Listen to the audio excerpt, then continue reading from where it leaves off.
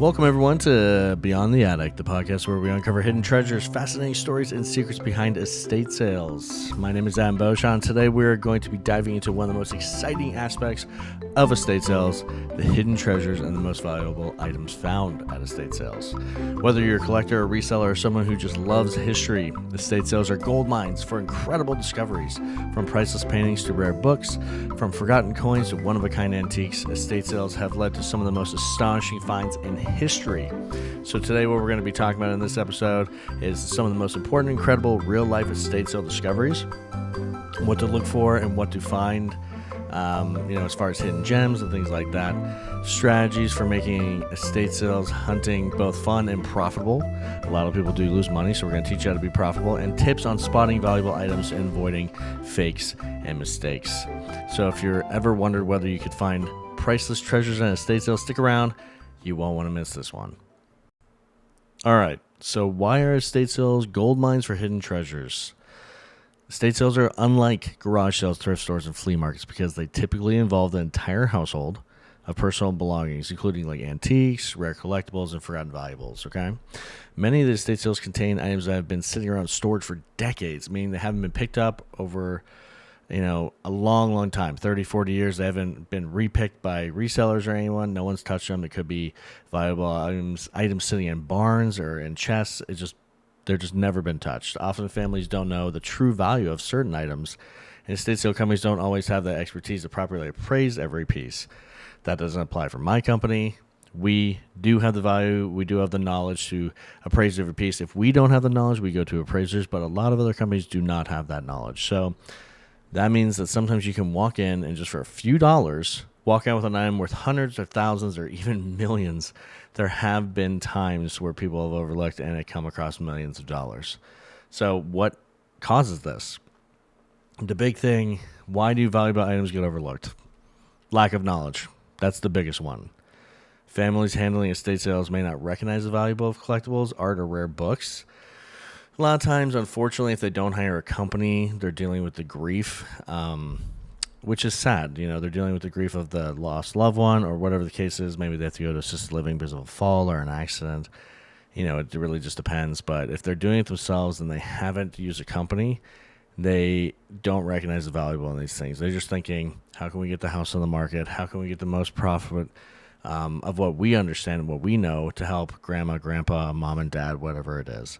And unfortunately, a lot of times the sellers or the people that are, the executive, the next of kin, don't see the value in these things because of emotional distraught. So that's one thing, is lack of knowledge.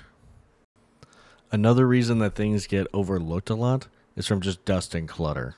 Like a lot of high valuable items are stored in like attics and garages or basements for years before they're ever rediscovered. I mean, it's one of those things that, when was the last time grandma cleaned out the attic? And she's probably had stuff up there since the 40s and 50s. Unfortunately, now we're in 2025, so it's more like the 60s and 70s. But still, I mean, they've gotten things from their parents and their grandparents, and they've been sitting in this attic or garage for 30, 40 years, and they're just collecting dust, covered with clutter and junk, so they get overlooked a lot.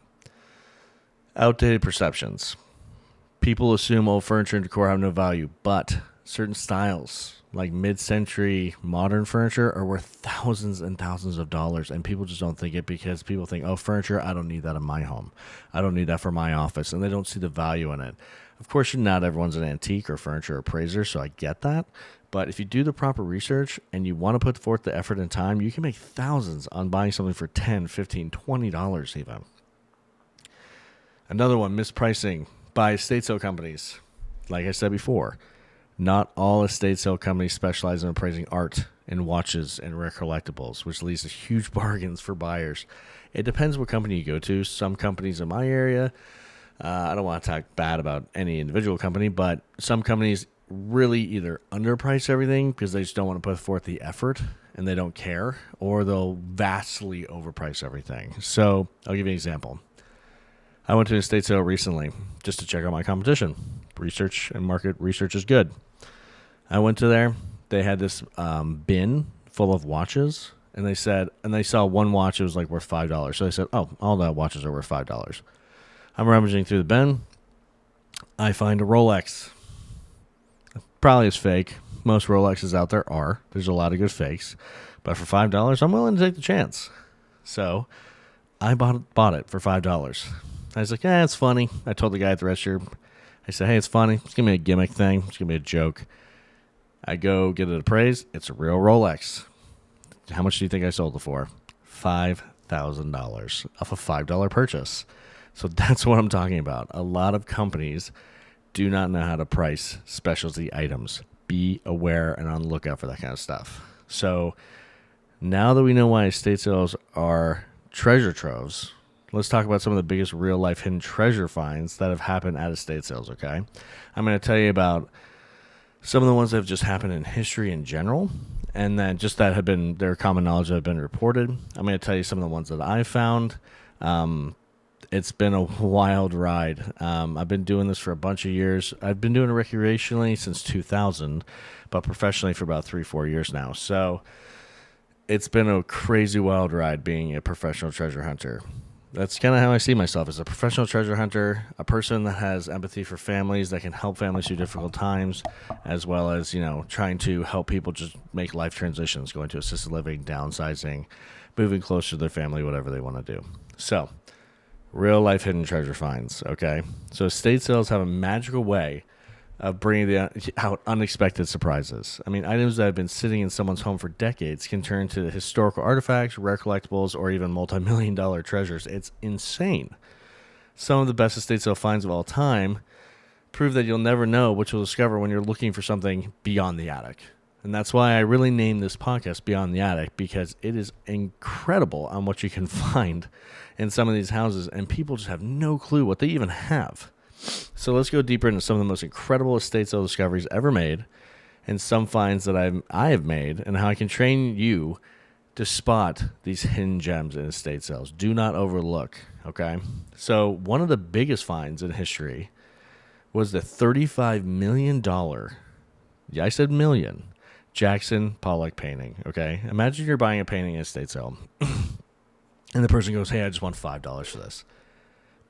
And you're like, yeah, I'll take it for $5, just because you thought it looked interesting, Now imagine discovering years later that it's actually an original Jackson Pollock painting worth $35 million. You don't know that, because you're like, oh my God, this painting looks so nice. It looks like something I'd love to hang in my living room.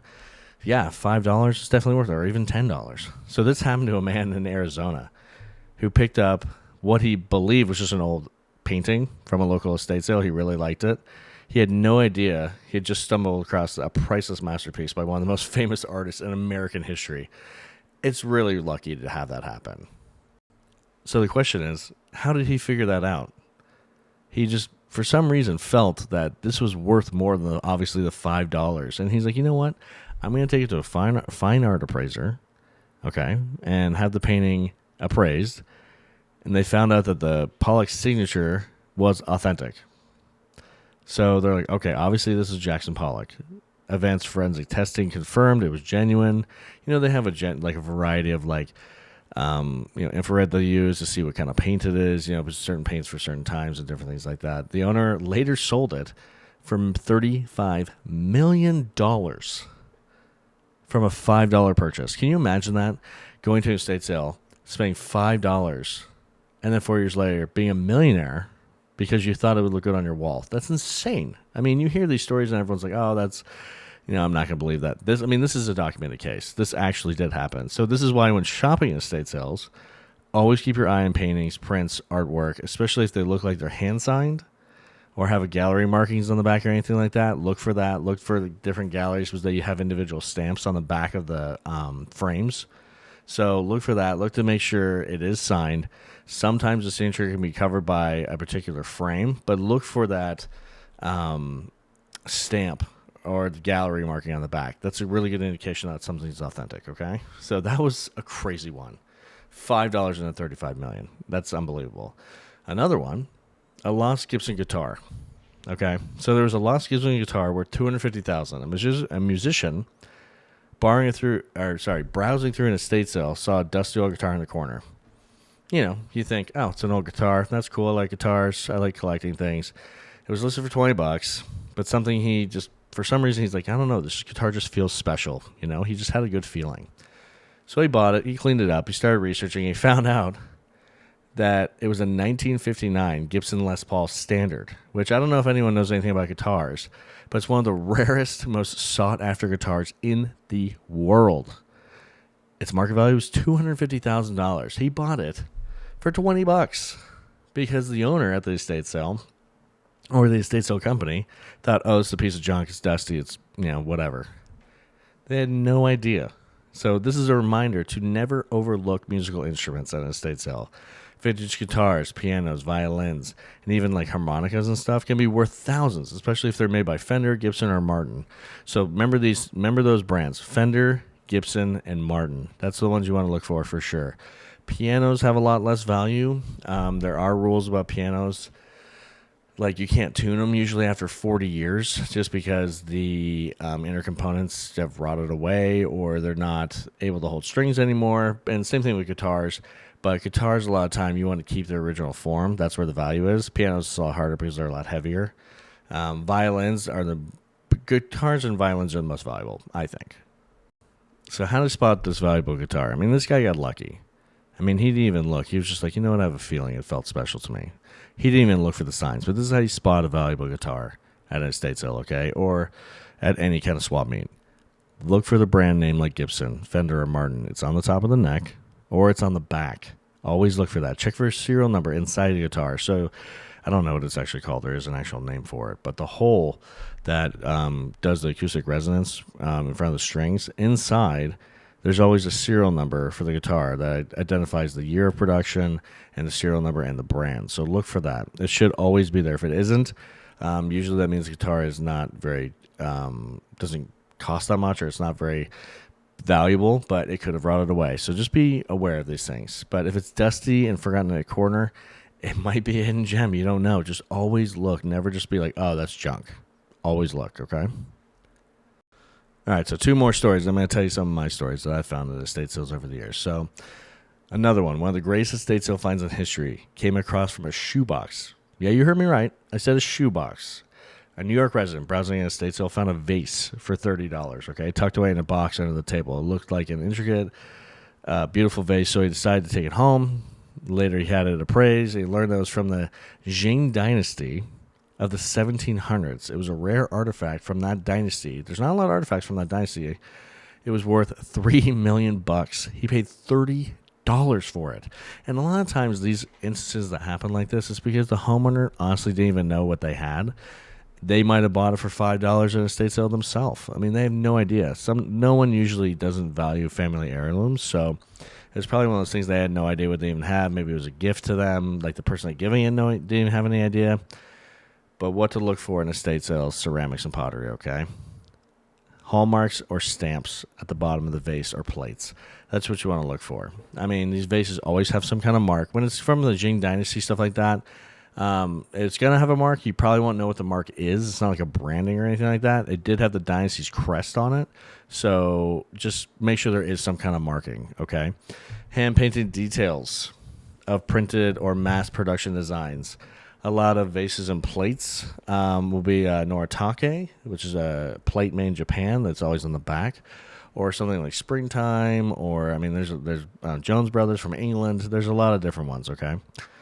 Japanese or Chinese antique markings. Some of these are highly valuable and rare, especially from the 1800s where they're making different types of pottery, ceramics, and plates and things like that. They're extremely rare. So next time you see or some random old vase in a estate sale, take a second look. It might be worth more than you think. And a good, also, last thing to look for as far as ceramics and pottery, anything that's color. Crystal right now is hot. Everyone loves crystal, right? But they're a dime a dozen. People can make crystal. There's beautiful, intricate designs. Yeah, great. But they're not old. The ones that are old are the ones that have color. Blues, purples, reds, the different ones. Those are really hard to make in a mold. So definitely look for those because they'll be worth tons and tons. All right, last one that's well documented, okay? A $2 million Andy Warhol sketch. A college student browsing an estate sale picked up a pencil sketch for $5, thinking it looked cool. He's like, oh, this looks cool in my dorm room, you know? He had no idea. He's like, I like this picture. It's pretty nice. Little did he know, it was an early Andy Warhol drawing worth over $2 million. So this happened because Warhol's early sketches were often like unsigned, making them really hard to like identify because, he didn't sign them. There's no way to identify, and there could be a lot of fakes. So the student had an art historian from his college confirm it as an original Warhol piece, and then they actually got it confirmed by a museum as a second confirmation. It was unbelievable. Can you imagine being in college and you're a college student? I don't know about how you guys were in college, but when I was in college, I was poor, poor, poor. So even going to a garage sale, which I did in college, and be like, hey, this picture looks cool. It's awesome. We'll look awesome in my apartment, or we'll look good in my dorm. It's $5. And then being like, oh, it's worth $2 million. That's life-changing money. I mean, you're starting your life debt-free. You're starting your life with financial security because of a $5 purchase you made because you thought a picture looked cool. Can you imagine? You'd be able to tell that story forever. So be like this guy. This is how you spot valuable artwork at estate sales, okay? Look for signatures or initials in the bottom corner. Usually it's always in the bottom right corner. If they're right-handed, it's always in the bottom right corner. If they're left-handed, it's in the bottom left corner, usually. Flipping the paintings around, some valuable works have labels from galleries, like I said before, on the back. But don't ignore sketches and small drawings. They could be from famous artists. You have no idea. Pablo Picasso, Leonardo da Vinci, they use etchings. Look for etchings. Etchings are when the ink is raised off the paper, almost imprinted into the paper, okay?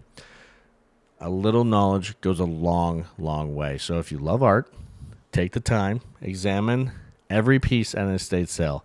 Obviously, you can avoid the ones that are just hand-painted on canvases because they're usually done by the homeowner's kids or by, like, the grandkids or anything like that, which you still might like them, and there's nothing wrong with that.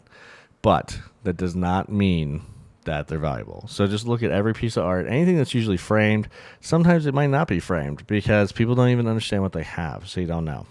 Okay? So now, let's get into some of the stuff that I found at estate sales. I've been doing this since 2000 when I went to college, not to age myself here, but I went to college in 2000 and I loved garage sales. I loved estate sales. It's something that I've always had a passion for. I always feel that people have treasures, but the funny thing is I'm not a huge collector. That's an odd thing. I'm a huge reseller.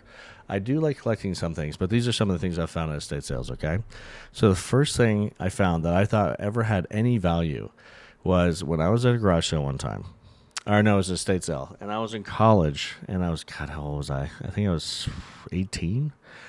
And this guy had a box of Hot Wheels for $20, and it was like 50 Hot Wheels. And I was like, oh, yeah, that's cool. I played with Hot Wheels when I was a kid. Everybody did. I think every guy at least, look, I'm 42. So every guy that grew up in the 80s and the 90s played with Hot Wheels. It was just something we had pre-internet, So I bought this box, and I was like, oh, there's some in here that I have from when I was a kid. And I was like, man, I've never seen this one before. So obviously with the wealth of information we have from eBay and Amazon and everything else, I found the original, the first Hot Wheel ever made, ever.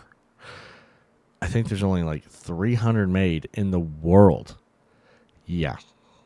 That was the amazing find. I bought it, the whole box, I think it was $20, and there's like 50 in there. So what, I spent like 40 cents per Hot Wheel. That one I ended up selling for a ton of money. At the time, I think it was like, I don't remember. I think it was like 20, 30,000. I probably could have sold it for more than that, but I honestly didn't. I was young. I was stupid. I didn't have the knowledge that I have now. I didn't put it in auction house. I actually sold it to a collector. But yeah, I probably kind of regret that. I mean, now it might be worth more. I've never actually looked into it, and I probably don't want to because it would just make me upset. But that was one of the first times I found something at an estate sale, and I was hooked. I was like, oh my God, can you imagine making this kind of money? I was a college kid. I can't remember how much it was. I think it was like 20 grand. And I was just like, this is unbelievable. I was like, I'm very happy about this, obviously. That helped with my college education and helped me have a fresh start out of college, but I'm not done yet. Another one in college, I was a junior. I was 20 years old. I went to an estate sale. I bought a box of shirts. It was just a box, like a bunch of shirts my size. I was like, you know what? The shirts are cool. They're all music shirts, stuff like that. And the guy was like, yeah, you can have the whole box for $5. I was like, okay, you sure? He's like, yeah, I don't care. And I was like, okay. So I took the whole box. I let it sit in my room. I'm lazy. I was lazy back then. I let it sit in my room for about a month before I did anything with it. I'm like, oh yeah, I forgot about these. I finally take all the shirts out, throw them in the wash, and there's this little tiny box at the bottom of the box.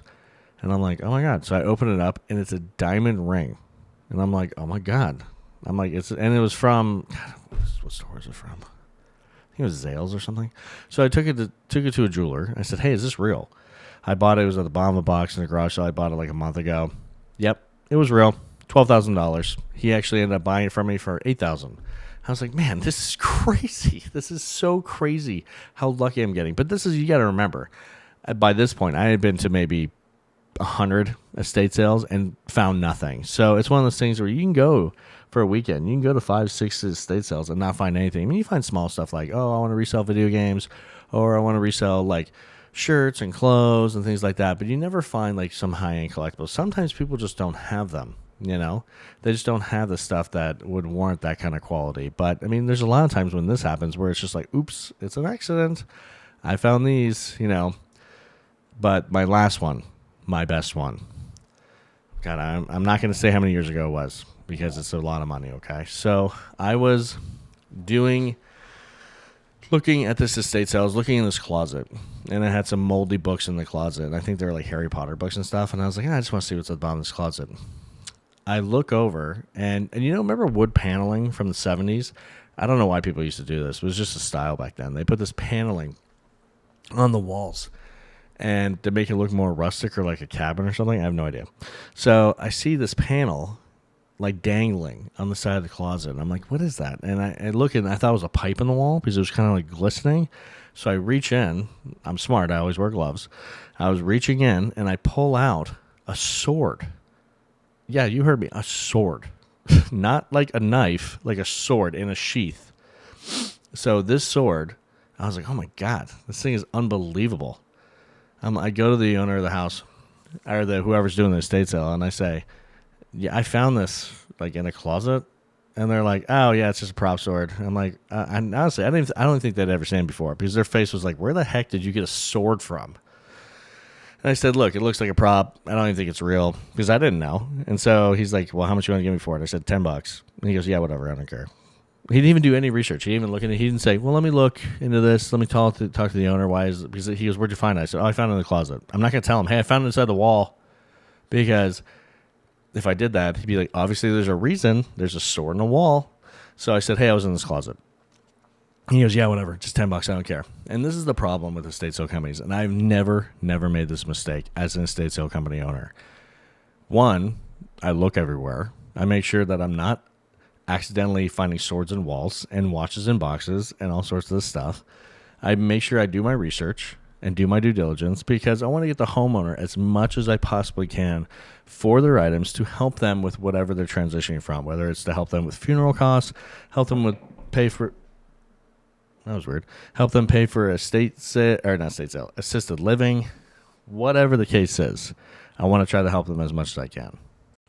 And also, because it's my job. It's my job to make money for the homeowner. Yes, my job is to make money for my company. But also, it's my job to help the homeowner with whatever transition they're going through, help them make the most amount of money they can, and help them clean out the house, get it ready for resale, whatever the case is.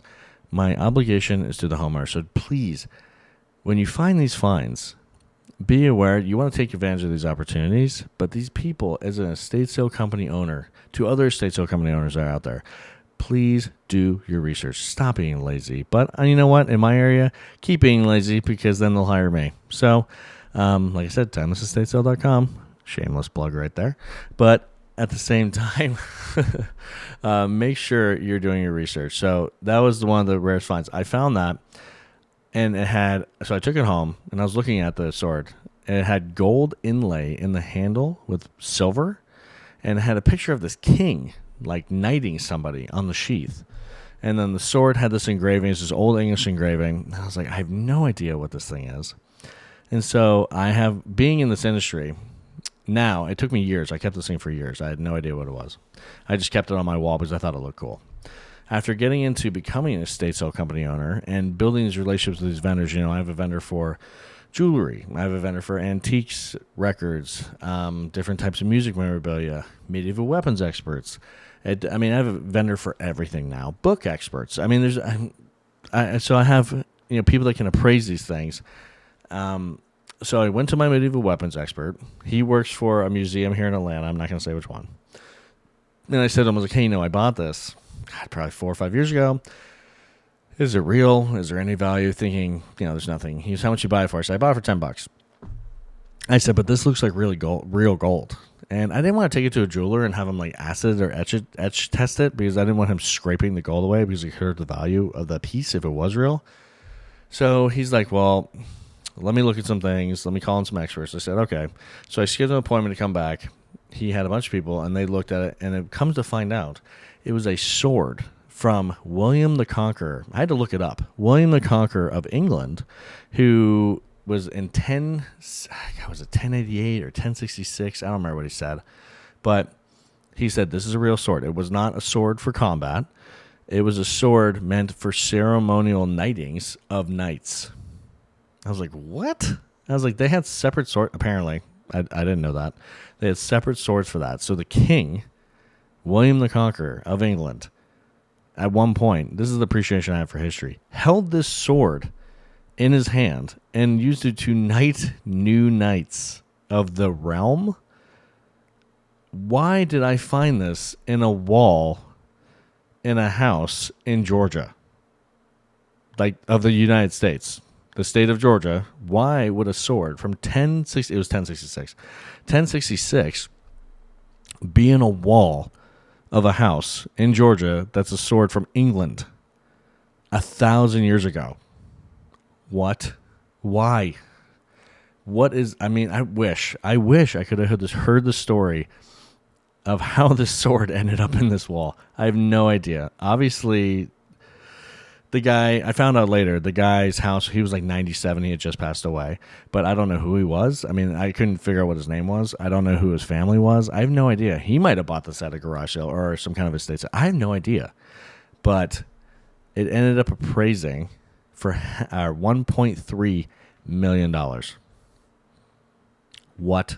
I bought it for $10. So that is the best find I've ever found in an estate sale. So my whole point with all this stuff is watch what you're looking for at estate sales. You can find real life hidden treasures all the time. Just pay attention. Now, there's a lot you can go and you see, and you're like, oh, this is all junk. You can just tell. Like, I went to a estate sale this morning before I'm recording this. I'm recording this on the 28th, the last day of February. I found out that I looked, and this lady had cereal for sale, and it kind of made me sad. She had cereal and, like, ramen noodles and, just, like, some junk and stuff like that. And I said to her, I was like, why are you doing this sale? Because that's important for me to know, because I want to help my community. And she says, well, my husband and I fell on she started to get kind of choked up. She's like, my husband and I have fallen on some hard times, and, we just want to sell some of our stuff. I mean, she's selling cereal. I mean, like, eating cereal. And I was like, okay. So I ended up buying a couple of things just to help her out. I didn't try to haggle. I didn't try to gouge her for price. So I bought, like, some Hot Wheels and stuff, just some small stuff, just to make, give her some money. I actually felt kind of bad. But normally I wouldn't do that, but she is a member of my community. I like to help my community. But anyway, so a lot of estate sales don't really have anything ever, but you can find some crazy stuff. The one piece of advice I have that when you're going through estate sales, so we're going to get into this. This is segment 3, what to look for at estate sales, okay? Now that you've covered some mind-blowing real life finds from, just that stuff that's been documented and the stuff that I've found. Let's get into what you should be looking for, okay? So estate sales are filled with hidden gems. I've kind of made that clear. But knowing how to spot these items is what takes the practice, okay? It's what takes skill, what takes time over the years. Now, most people just go to an estate sale or a garage sale. They're like, I'm bored. Oh, it's close to my house, or it's in my neighborhood, blah, blah, whatever. But if you're a reseller or you're a person that's really into finding historical items or historical facts, then you should always keep an eye out for, okay? Okay, so the one thing people always overlook at estate sales, I've noticed this, even with the estate sales that my company holds, no one looks at books. I don't know why. People do not think books have value. I have no idea why they think this. And I think a lot of it's because of the internet age. With Kindles and Amazon KDP, which if you don't know what that is, that's where you can buy books on Amazon. It's and I have 3 books out, just so you guys know. Shameless plug again. That people overlook books all the time, and especially in homes with estate sales. But these people are the ones that have the rare books, because back then there was no internet. So rare books and first editions. Okay, what's valuable? First editions of classic books like Hemingway, Fitzgerald, Tolkien. Lord of the Rings. First editions. Look for signatures. Look for the first edition mark on the first page. Signed books, or books that are handwritten notes from famous people in them, like Tolkien writes a message to his daughter in the book. Oh, this one's for you, my darling. Whatever. Banned books or out of print books that collectors seek. So there's a lot of books that have come out that back in the day, say in the 60s, 70s, 80s, whatever, are now banned because of their whatever it's saying. It could be, I don't know, some kind of propaganda, or it could be something to do with communism, or it could be anything to do with something that's not socially acceptable nowadays, that they're banned by the General Association of Books in America. You want to look for those because collectors seek those because they're obviously not being printed anymore. So this is how you check. Open the book. Look for the first edition marking. Like I said, it will literally say first edition. And if it doesn't say, it says original edition. I've seen a couple of seen that. Check the copyright page for early print runs. It could say copyrighted, and it'll say, if it's the very first run of the book, it will say like 12 of 500. Well, that means the first 500 ever printed. Look for first editions. Look for first edition runs, okay? Look inside the cover for autographs. Sometimes authors sign the books as part of the press release. Oh, they're going to sign, or as far as the first run's concerned, they're like, I'm going to sign the first 50 or whatever, or first 20. They just think that's cool, especially books that are, like when Tolkien came out with the first Lord of the Rings, he didn't do that. But when he came out with the second one, after the mass success he had, he signed the first 100 copies. Well, those are the most sought-after collectible books ever, or like Hemingway or Fitzgerald, or, there's a million amazing authors. Shakespeare. There's a million people. Da Vinci, when he came out with stuff. So, this kind of goes into our previous segment that I forgot to mention. With these classic books, I bought a book at an estate sale once. I bought it for $1. It was a book called, I think, Little Women. It came out in 1862, the original version. I didn't know that. I was like, oh, this book looks old. It was about maybe, I don't know, 4 by 6. It was a small book. I bought it. The binding, look at the binding too. The binding looked really old, okay? So I bought it. I bought it for $1. I was like, whatever. I went home. I opened up the book. I'm stupid. I didn't look at it. I would have bought it anyway. I look inside. It has a note and the signature of Abraham Lincoln. Yeah, our 16th president, Abraham Lincoln. And I'm like, is this the first edition? So I look at the cover. Like, I look inside the book to check the copyright page. The book was written in 1862. Well, what was going on in 1862, folks? I don't know if it was yet, but the Civil War. And that's when Lincoln was president. So this is a good sign. Do I think that Lincoln's autograph was legit? I'm going to get to that. So, you know what? I have no idea. I'm not a signature expert, but I know some, being in this industry. So I took it to my signature expert. He did a comparison and a forensic analysis. Turns out it was real. He had bought the book for some woman. I don't know if he had a daughter. I should probably look into that. But he wrote a note and said, from Abraham Lincoln. I ended up selling it at an auction house for a lot more than $1. I'm not going to tell you how much I sold it for. It was a lot. But those are the kind of finds I'm talking about. I didn't even follow my own advice back then. I just thought, oh, it's $1 book. It looks cool. I'm a little bit of a collector, not a huge one. But I was like, I like old vintage things. I appreciate history. I should have kept that. But something that valuable, I'm scared to keep in my house. Because if someone breaks in and takes it, what's the value to it then? 0. So I always end up selling it. But anyway, that was one of the stories from the previous, that I'd forgotten from the previous segment. But anyway, so we're back to what to look at for estate sales. We already talked about rare books and first editions, okay? Second one, Mid-century modern furniture. What's valuable? Different chairs, Knoll tables, Herman Miller designs, Danish teak furniture from the 1950s and 60s. That's extremely valuable. Vintage desks, credenzas, armchairs, armoires. Look for stuff from the 16th century France. Those stuff are extremely valuable. They're hard to find. Most people have very modern furniture nowadays. But when you're dealing with an estate sale where the individual was maybe in his late 90s, stuff had been passed from his mother, his grandmother, whatever, pre-World War I, if you can still find that, it's very hard. They'll have a lot of antique furniture that they really kept up with. Because you got to remember, back in those days, everything was so expensive. Great Depression, 1929, when no one had any money. Previous to that, World War I in 1914, people bought furniture and bought items, and they really appreciated the value of the item, and then they took care of them for a lifetime because they didn't want to buy another table. It's not like nowadays when it's like, oh, yeah, the dog chewed the table. Let's just throw it away and get another one. They're like $30 at Walmart. They didn't do that back then. They would buy something, and it would last a lifetime. And they would teach their kids, appreciate what you have. This needs to last a lifetime. Let's take care of it. How to check for modern furniture, okay? So how to check this.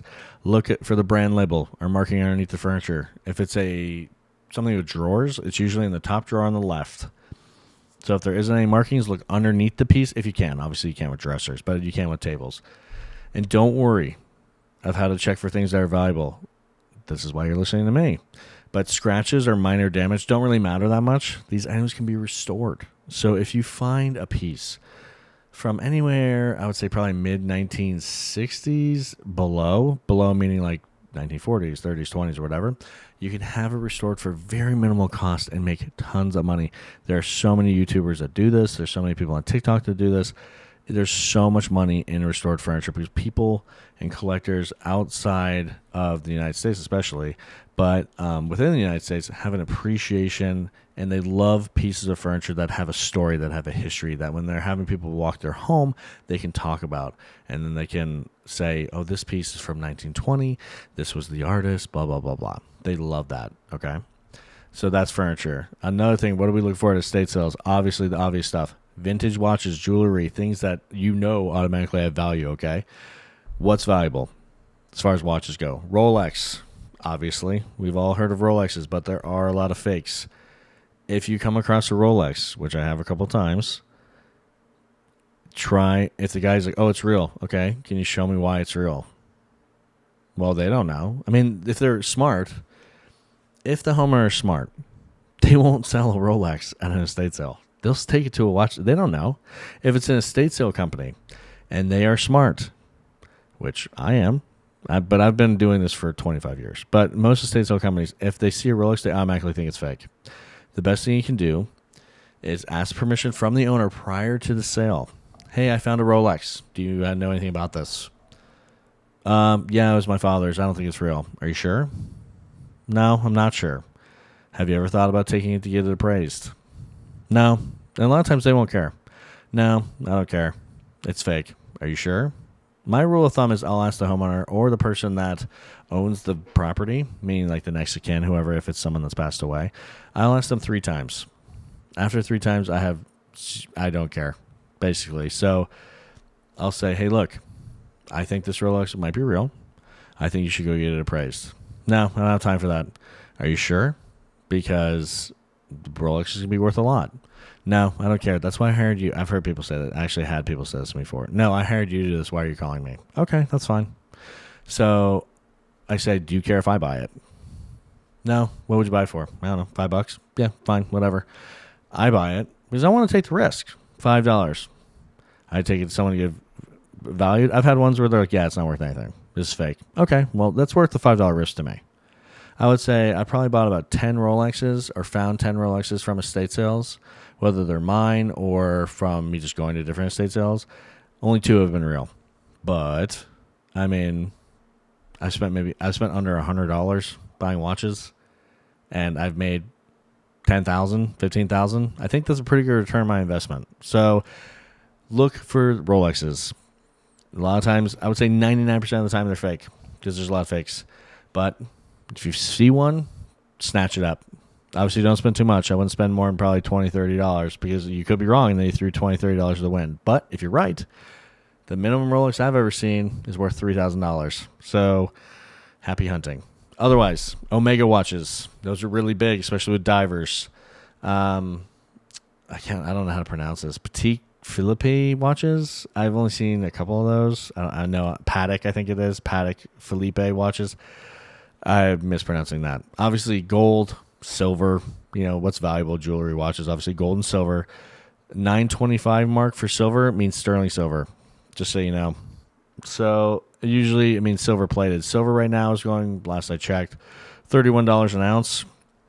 If it's plated, they won't actually really buy it because to get the plating off, the silver basically coating, it costs more for them. So there's not unless it's pure silver, I wouldn't really screw with silver that much. The one thing you want to look for is gold. It'll have a marking on the clasp. If it's a bracelet, it'll always be on the clasp. It'll say 14 karat, 18 karat, 24 karat. The darker the gold looks, and if it has a mark like 24 means it's very malleable, which means you can put it in your hand, and from the heat from your hand, you can actually warp the metal. So most things aren't made out of 24 karat gold anymore just for that reason, because they warp and bend. Most things are made out of probably 18 karat, which means that they have 18 carats of gold in it, and the rest is like nickel, it wouldn't be iron, but like copper, things like that, because they have to strengthen the metal to be able to make it keep its shape. But that stuff has immense value. So look for those markings. Gold, silver, bring in a little hourglass with you. A little monocle. That's what I have. You can see the marking. It's very small, but look for those things as far as gold and silver are concerned. Look for any kind of number marking, okay? Estate sale jewelry from Art Deco or Victorian era. Do your research before you go. But looking for anything that's kind of old, costume jewelry, there's a ton of it. A ton of costume jewelry at estate sales. I don't know why, but the older generation loves costume jewelry because it's flashy, I guess. I don't really know. But look for anything with Art Deco style or Victorian era, okay? How to check. Flip the watch over. Look for serial numbers, engravings. Like I said, look for on the clasp. With watches, it's always on the back of the watch face. With necklaces, it's always on the clasp. It will say 14 karat, 18 karat, whatever, okay? Use magnifying glass, expect all the jewelry, bring one with you. Don't bring a magnifying glass. It's weird. People look at you like you're some kind of psycho.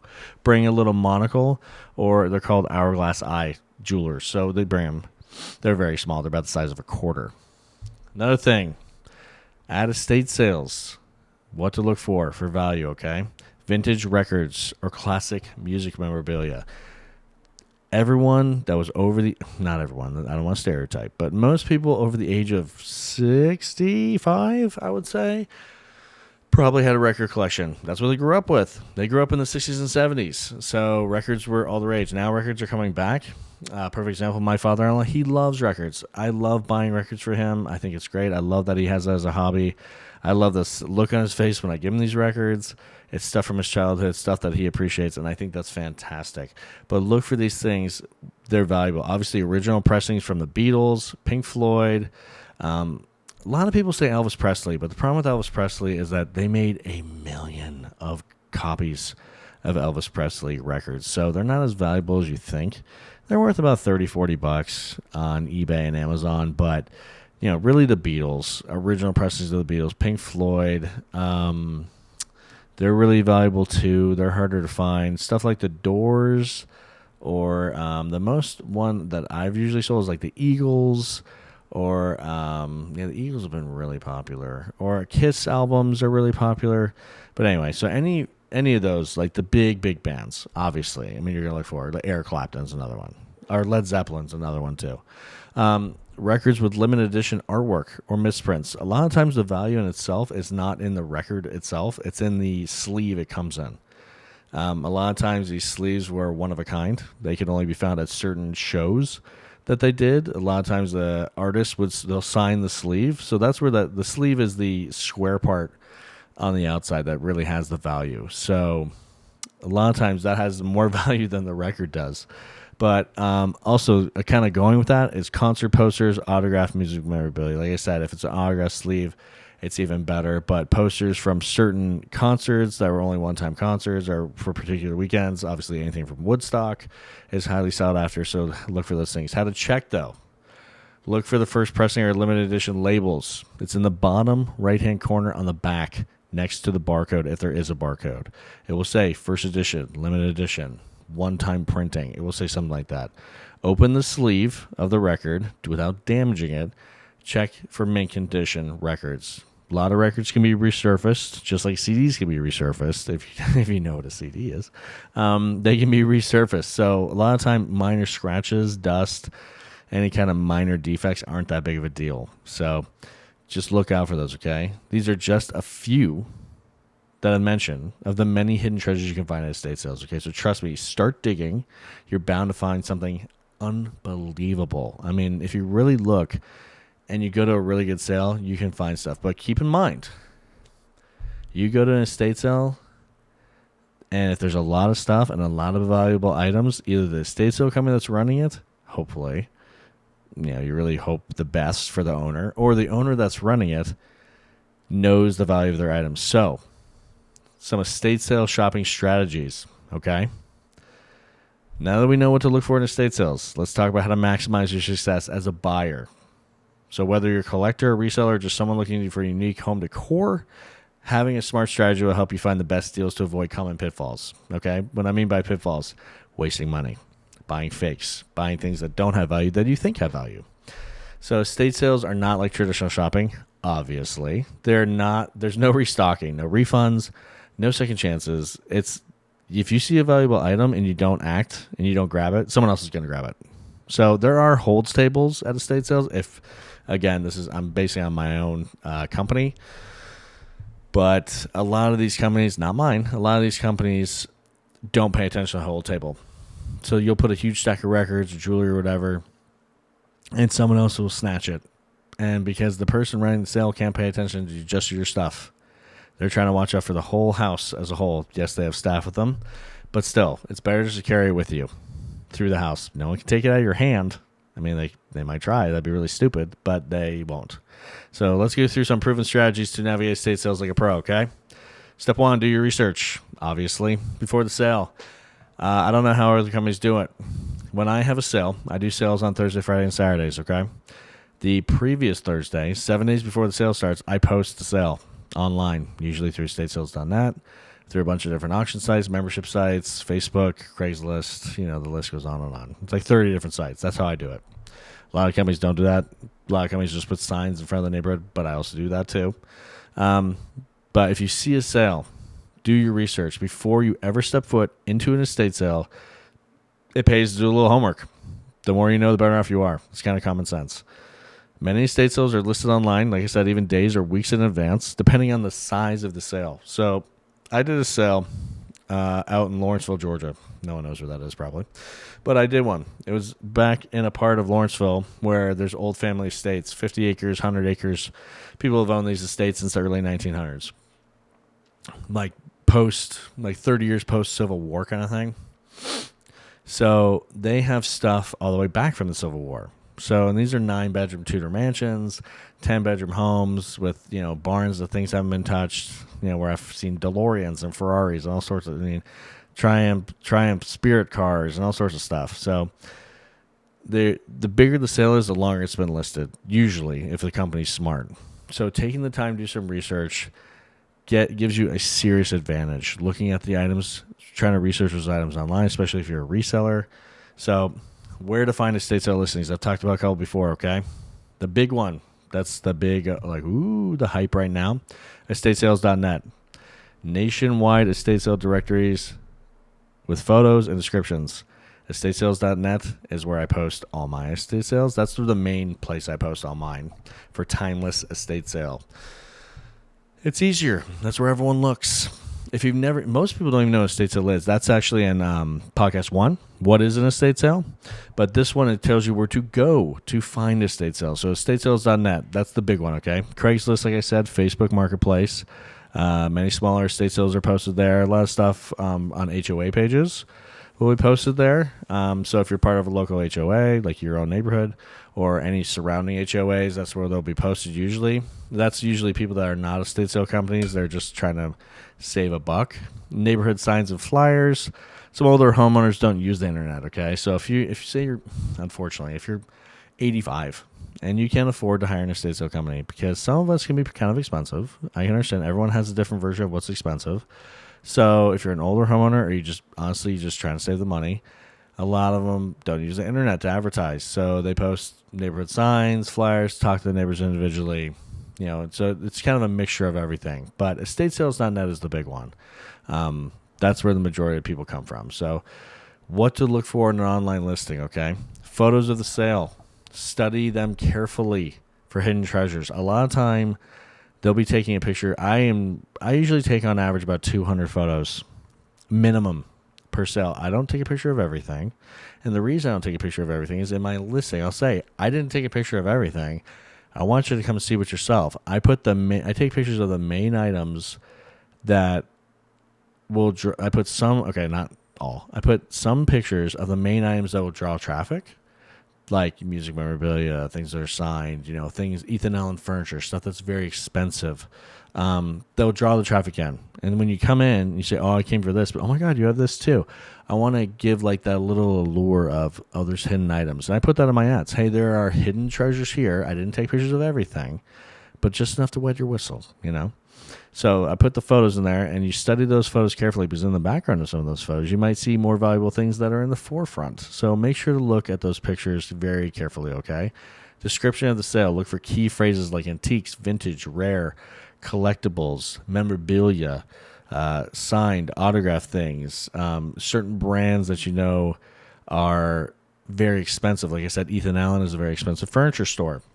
Berkmar is another expensive furniture brand. It just really depends on what you're looking for, what kind of thing you collect. Hot Wheels, vintage video games.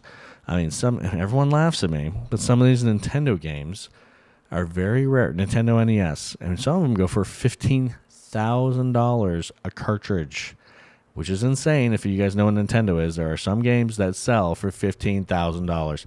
Any kind of collectibles, Super Bowl signed footballs, World Series signed baseballs, sports memorabilia, music equipment, all these phrases in the description you want to look for, okay? Payment options. I don't know about other companies. Most estate sale companies only accept cash. That is stupid in this day and age. I don't do that. I accept cash and credit cards. There is a risk with accepting credit cards and debit cards, obviously chargebacks. Most people are not inhumane. I have things to prevent on my side. I'm not going to share what they are, but look for sales that accept more than just cash and credit cards, because then you don't have to pull out $500,000, $2,000 in cash from your bank, walk around with this big wad of cash, take the risk. There is an upcharge for using your card, usually a merchant services fee, but at the same time, if you're a reseller and you get it for a good enough deal, who cares? Entry rules. Some sales require early signups or a limited number of shoppers. My sales don't. It's pay free for all. Come on, come all. But a lot of these homeowners are really scared, or the next kin of whoever is taking over the house. Sometimes it's a law firm. They're really scared of damage to the home, and they might say you can only have 20 to 30 people in the home at any given time. So look for sales that have any kind of entry rules, okay? So like early sign-up sheets, limited number of shoppers per hour. It just depends, okay? So if an estate sale has a lot of high-value items, expect huge crowds, so plan accordingly. Like I said in my previous podcast, if the estate sale starts at 9, do not show up at 9. That's stupid. Show up. It just depends. The higher value of items, the earlier you need to show up. Because if you saw the item in the photos, so did somebody else. So do your research, prepare before the sale, okay? Step 2, like I said, arrive early or strategically late. There is a value, and we'll get to that. There's a value in coming strategically late to these things. So when it comes to estate sales, timing is everything. But you should arrive first or wait till the end for better deals. Let's break it down. It just depends what kind of item you're looking for, okay? So why arriving early is the best for high-value items? You get the first pick, obviously, of the best antiques, jewelry, and collectibles. Some rare items are gone within the first 10 minutes. I can actually say that's very true. The first 10 to 30 minutes is crucial for small items underneath 20 pounds that have a ton of value. Certain estate sale companies use a number system. So arriving late may mean waiting hours to enter. Depending, like I said before, it depends if they have early sign-up sheets or limited number of shoppers. You have to look for those descriptions. But usually a general rule of thumb is arriving early. Okay, the earlier you arrive, you usually have to stand in line. And my company, we started doing this new thing. You can actually see it on our YouTube channel where I'll do. So on estatesales.net is where the main listing is, okay? And that's where it shows the pictures. And then we'll also do a YouTube video where I do a YouTube video that shows the whole home and where to go and where you can see the items. So you don't have to scream at the estate sale attendant, hey, where's this cooker? Or where's this jewelry? Or where's that? The video will show you where to go. I'm the only company in Georgia as of right now that actually does that. It saves a lot of time. People don't have to talk to me. They just walk in and know where to go because the videos show them where to go. So, doing that, even if there's a number system, you have an edge over other people when you do the research and when you're looking and you arrive early. You have an edge because you know where it is. You don't have to ask anybody where it is. You don't have to ask an attendant, hey, where's this? You beat them to it already. They have to stop and ask someone, you're winning. So, it just depends. Why shopping late? Okay, so that's arriving early. Okay, so that's the benefits to arriving early. And general rule of thumb, I think, is arrive early. It's just easier. You get the first pick, But the problem is when you arrive early, you don't get to make the best deal because those items you can't negotiate. But we'll get into that, negotiating and stuff like that, okay? But why shopping late gets you the best deals? Most estate sales slash prices by 25-50% on the last day. That's actually true. I don't know how it is in every state in the U.S. or in Canada, but in Georgia, most companies, the first day it's full price, whatever it's listed at. The second day is 25% off. The third day is 50% off. The reason for that is, obviously, the main goal of the estate sale company is to get the most amount of money for the buyer while clearing the most amount of items out of the home to limit the cost of junk removal or charitable donation that the homeowner has to deal with after the fact. So that's why we offer a price reduction and slashes every single day that the sale's going on. So sellers are more willing to negotiate to clear out inventory. Like I said, on the last day, usually the majority of the stuff that's left, depending on the size of the item, is large furniture. Depending on the price too. I price everything to sell. So it's one of those things that usually I don't have to do a lot of negotiating because they're such good prices, but sometimes I do. It just depends. Bulk buyers a lot. If someone comes in and says, like I have a lot of Airbnb owners that come to my sales and they'll say, I want to buy this entire room. How much? Of course I'm going to cut my deal because they're buying the whole room. So it just depends. Large furniture, artwork, home decor is obviously heavily discounted because of the size, weight. I call it the pain in the butt to move a fee. So a lot of people, what happens, they'll see it online. They'll be like, oh my God, this piece is amazing. I want it. They'll go there on Thursday, the first day, and they'll go, wait a second, you don't have anyone to help me move it? People that work for estate sale companies are owners of estate sale companies like myself. We will not help you move items out of the home. It makes people very upset. Why won't I help you move items? Well, I'm running a company. I don't want to blow my back out moving a desk for you when I'm supposed to be taking care of the best interests of the owner. So, little tidbit. I don't think this is in this podcast, but please bring people to help you move items. We will not help you move them. So a lot of times what happens is they come on Thursday and they go, oh man, I really want this desk. Can you help me move it? No, I'm sorry. We don't help you move items. And then they usually have to take a day or two, get their husband, get their brother, get their neighbor, whoever, to help them move the item. And a lot of times it's either gone or, it's heavily discounted. So it can be positive or negative, but just prepare, okay? So if you're looking for valuable collectibles, get there early. But if you're hunting for big discounts, get there on the last day. It'll be your best bet. But you never know what's going to be left. So plan accordingly.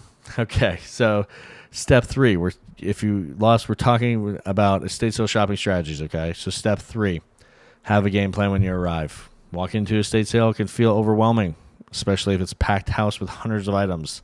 So that's why, and a lot of times, like most of my sales, but one I have coming up, if you guys watched the previous video, it's in Tequila, Georgia.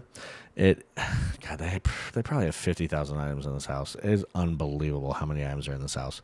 So it's going to be a really great sale.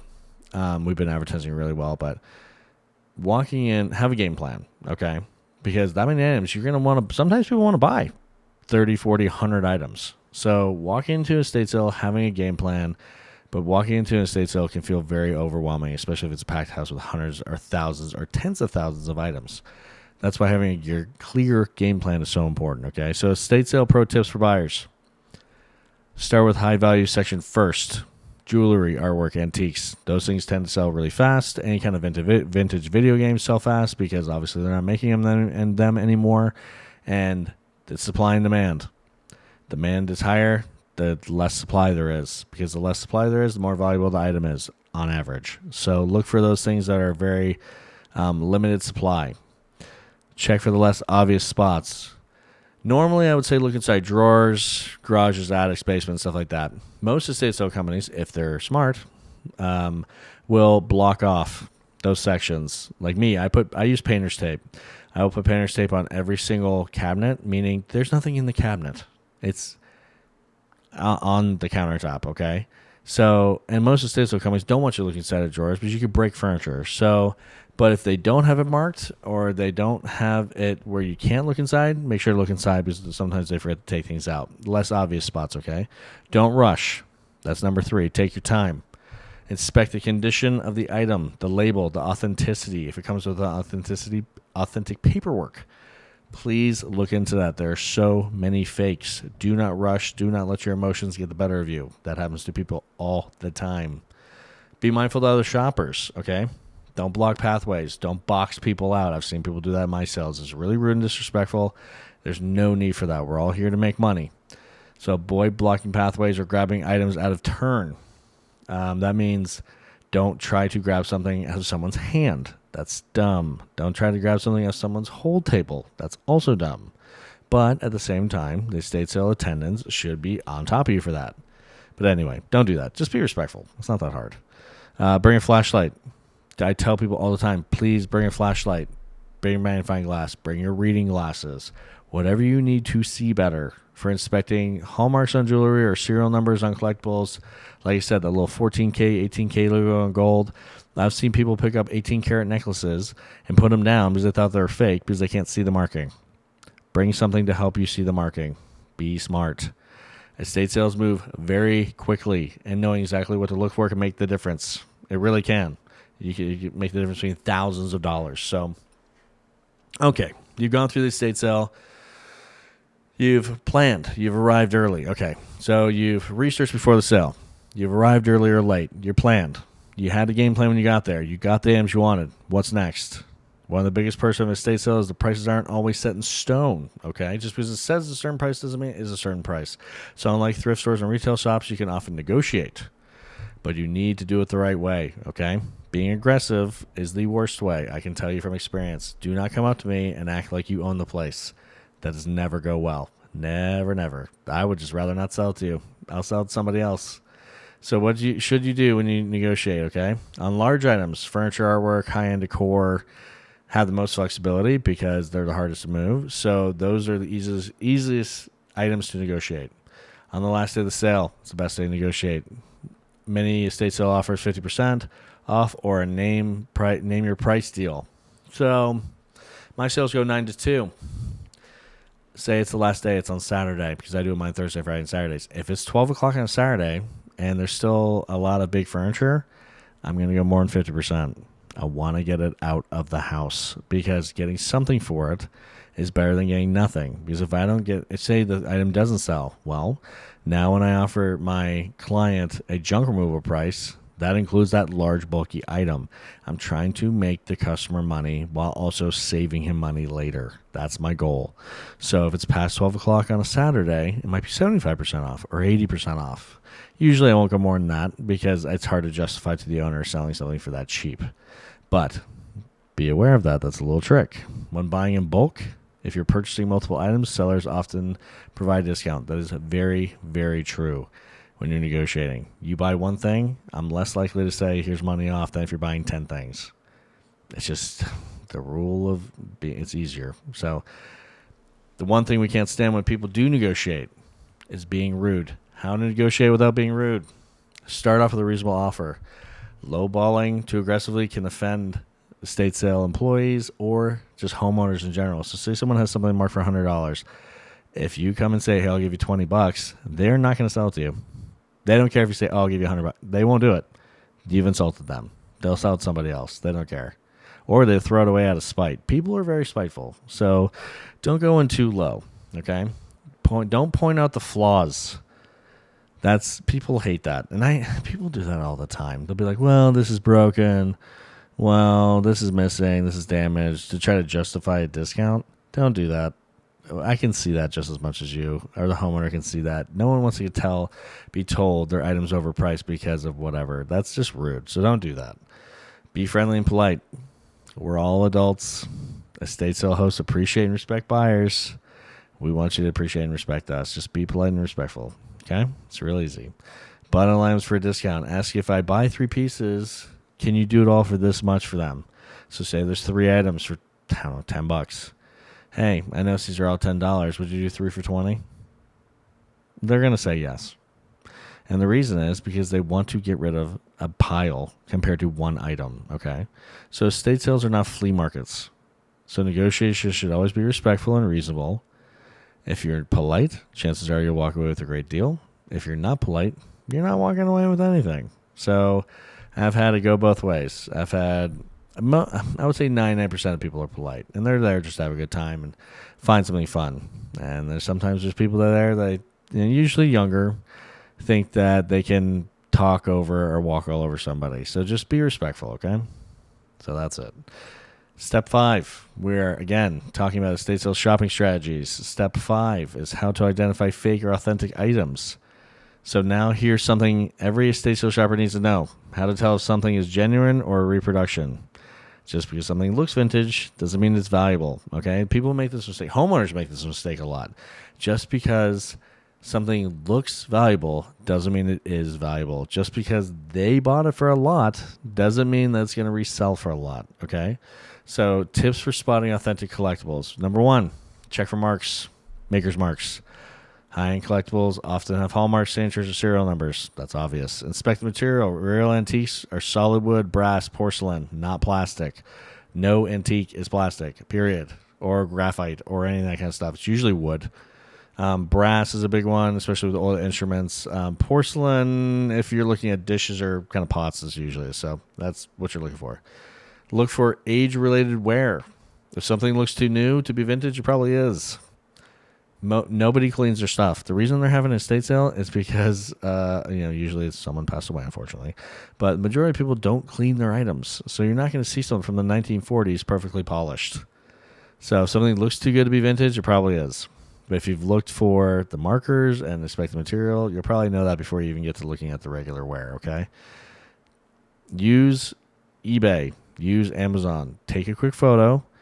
Compare it to the knowledgeable collectibles online. Look to see how much they're selling for. Look to see how much they're priced for. Look how many sold in the last year. Look how many you think there are in the world. Okay? And this one is a little less likely because unless you are an expert, you're not going to call an expert, but ask for an expert. So if you're unsure about an expensive item, consult a professional appraiser. You wouldn't actually do that till after you bought the item. So you just, use common sense, use the internet. But just pay attention. If you think it's a risk, don't buy it. Don't buy something you're uncomfortable with. So there's big money in reproductions. So knowing how to authenticate vintage finds will save you from wasting your hard-earned cash. So, like, perfect example, there are a lot of movie props and stuff where they make thousands of them. Just because it was on a movie doesn't mean it's vintage or authentic. Okay, it's a reproduction. That's very common, okay? So step 6, posting sale cleanup and planning for next time, okay? After the sale, take some time to assess your purchases and plan for the next sale. Double check your item's conditions, looking for missing parts or damage, things you couldn't look at on the fly during the sale. Clean and restore your valuable pieces. Simple polishing can increase the resale value, depending. Be careful. If it's vintage coins, do not clean them. Cleaning them ruins the value. You want the patina on the item. Patina meaning rust or wear. Okay? Research your finds. Some items are worth more than you thought. When you're at the estate sale, you're doing quick research. 30 seconds, a minute. You're looking for the quick value. You're looking for the quick number. Doing some research after the fact, okay? Keep your eye out for future sales.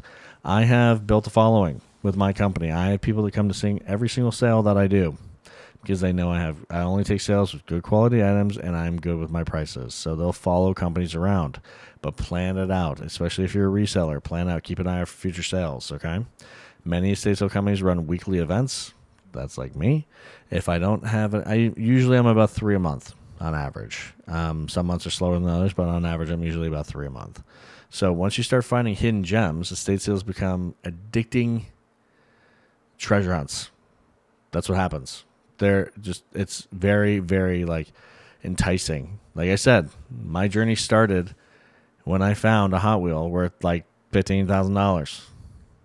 Who does that when they're 20 years old? I got lucky, but at the time, I did the research. I found out. I made the money. You'll get hooked. There's no way you wouldn't. When you find something that you either have from your childhood or something that you bought for $5 and you sold for $10,000 or $5,000 or even $1,000, you get hooked to the rush. It's like a junkie's dream. It's awesome. It's so much fun. And then if you buy items to resell and you sell them on eBay and you make a profit, you get that thrill. Oh, it's amazing. So, estate sales are more fun than just shopping. Okay, they're an adventure into the past. Whether you're a collector, a reseller, or just someone looking for unique items finds, following these estate sales strategies will help you get better deals, avoid fakes, and discover valuable treasures. Have you ever found a hidden treasure in an estate sale? That's what I want you guys to tell me in the comments. If you've made it this far, I really appreciate it into the podcast. We've given you some really, really valuable tips of what to find at estate sales and garage sales, or even just thrift stores, okay? So tell me in the comments. Or shoot me an email. It's info@timelessesstatesale.com. I want to hear your comments. Have you ever found a hidden gem in an estate sale? Tell us your story. Tell us what you found, how much you spent, how much you got for it, or just tell us if you want to keep it, what you found, okay? So we want to hear your stories. I want to hear what you found. If you guys have any questions for us, we do real estate, estate sales, and junk removal, okay? If you're in Georgia, we do pretty much all North Metro Atlanta. So if you have any questions or any concerns, you can give us a call at 470-531-4439. That's our company phone number. Or you can contact us at info@timelessesstatesale.com or go to our website, timelessesstatesale.com. And look at us, look at our testimonials, look at what we can offer you guys. Shoot us your comments. I really want to hear what you think about our podcast. Just started up our YouTube videos, and what you think about, if you've been in one of my sales, what you guys think. I want to definitely hear, okay? So until next time, guys, keep searching, keep collecting, and always look beyond the attic.